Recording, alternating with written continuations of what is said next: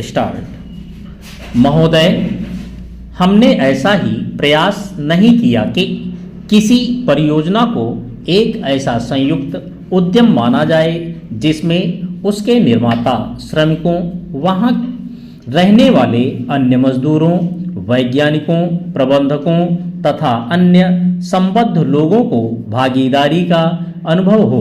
हमने समस्याओं को पुराने कोण से ही देखा है और लोगों को अलग अलग खाने में बांट दिया है।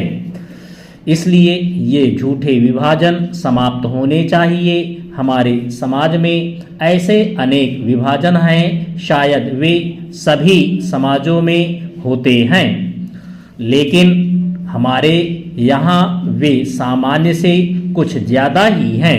ये धर्म के आधार पर, जातियों के आधार पर, भाषा और क्षेत्र के आधार पर पाए जाते हैं।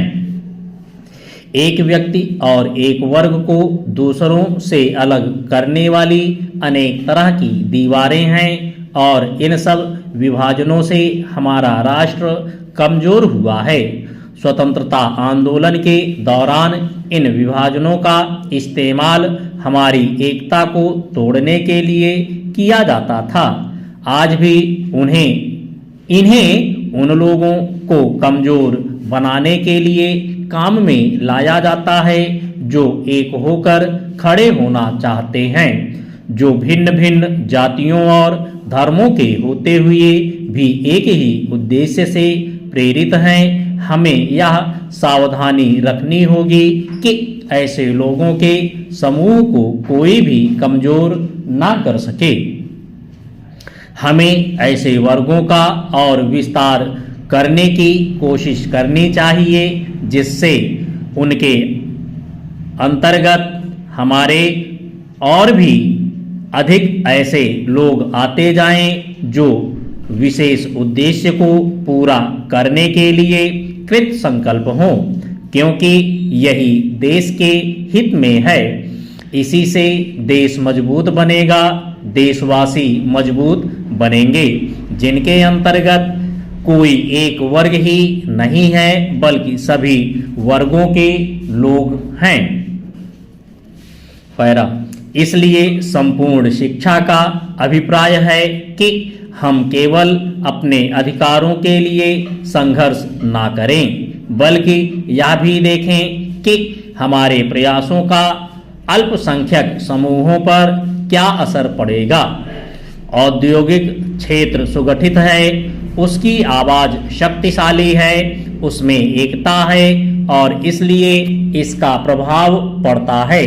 लेकिन हमारे देश में बहुत से ऐसे वर्ग हैं जिनकी आवश्यकताएं अन्य वर्गों से कहीं ज्यादा महत्व की हैं, परंतु उनमें एकता नहीं है। उनकी मांग को प्रस्तुत करने वाला कोई नहीं है और उन्हें शायद पता तक नहीं होता कि उनकी कुछ मांगे भी हैं, लेकिन केवल इसी कारण से उनकी उपेक्षा नहीं की जा सकती।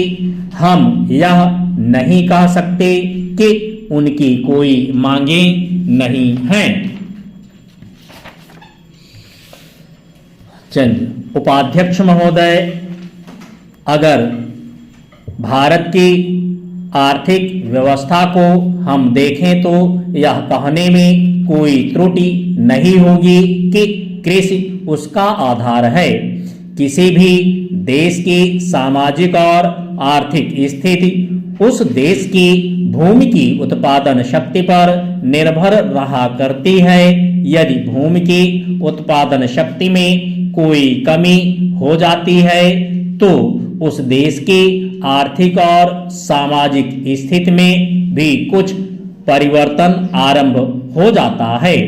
कृषि भारत के लिए एक आर्थिक व्यवस्था ही नहीं है, यह एक संस्कृति भी है। जो लोग आंदोलन में विश्वास रखते हैं, इनको पता ही होगा कि जितने भी आंदोलन इस देश में होते हैं वे समाज के नाम से, धर्म के नाम से, जाति के नाम से या राजनीति के नाम से होते हैं। ऐसे आंदोलनों में कोई भी समाज शामिल हो, लेकिन कृषि समाज उसमें शामिल नहीं होता है। उस आंदोलन के साथ कृषि समाज की सहानुभूति भी नहीं होती है। इसलिए यदि सभी बातों को ध्यान में रखकर हम देखें तो इस देश के लिए आवश्यक यह होगा कि हमारी संस्कृति की रक्षा के लिए और जीवन प्रणाली की रक्षा के लिए कृषि पर विशेष ध्यान दिया जाए। पैरा, कृषि के क्षेत्र में इस वर्ष काफी प्रगति हुई है। यदि आप 1801 से 1901 तक का काल देखें तो आप देखेंगे कि हमारे देश में 31 अकाल पड़े, जिनमें 4 करोड़ लोग मरे। लेकिन आज हमारे खाद्य मंत्रालय ने 100 रुपए मन के भाव पर गेहूं खरीदकर एक भी आदमी को मरने नहीं दिया। इसके लिए हमारा खाद्य मंत्रालय बधाई का पात्र है। चंद एक बात मैं विशेष रूप से इस अवसर पर कहना चाहता हूं।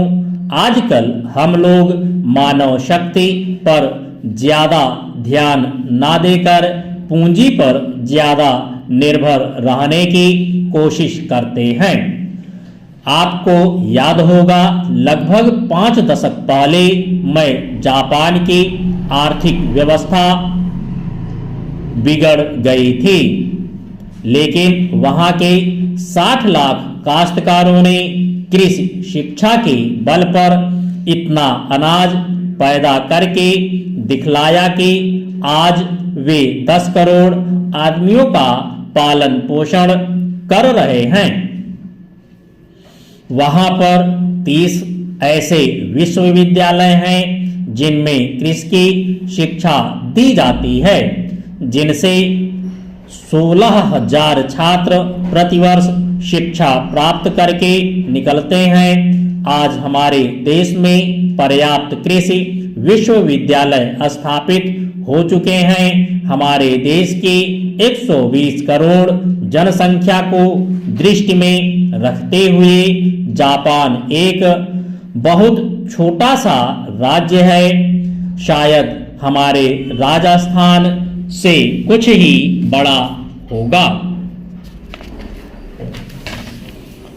चंद उपाध्यक्ष महोदय, यह ठीक है कि हम प्रगतिशील हैं, लेकिन हमारी गति में तेजी आनी चाहिए। श्रम की तरफ हमारा अधिक ध्यान जाना चाहिए। जो पंचवर्षीय योजनाएं हमने बनाई हैं, उनमें हमारा लक्ष्य केवल यह नहीं था कि हम अधिक अन्न पैदा करें, हमारा लक्ष्य यह भी था कि अच्छे आदमी पैदा करें, जिससे कि भारत में रहने वाले प्रत्येक नागरिक का ठीक विकास हो। मैं इस बात से सहमत हूं कि राज्यों में जहां बहुमत के आधार पर विरोधी दलों की सरकारें हैं, उनको तोड़ने का अधिकार केंद्र को नहीं होना चाहिए। लेकिन फिर भी हमें स्थिति को देखते हुए भेद करना चाहिए। गुजरात की सरकार टूट गई, इसके लिए हमको अफसोस नहीं करना चाहिए। जहां तक इस बिल का संबंध है, मैं इसकी कमियों की तरफ आपका ध्यान दिलाना चाहता हूं, जिससे कि आपको उसे ठीक करने की प्रेरणा मिले और इसको आप ठीक करके वहां का काम चलाएं। इसका आशय यह भी नहीं है कि जो पार्टी सरकार चलाती है वह सब सही काम करती है, लेकिन फिर भी मैं यह मानता हूं कि जो गुजरात की सरकार टूट गई वह अच्छी बात हुई है। गुजरात के लिए अपने संसद सदस्यों की जो समिति बनाई है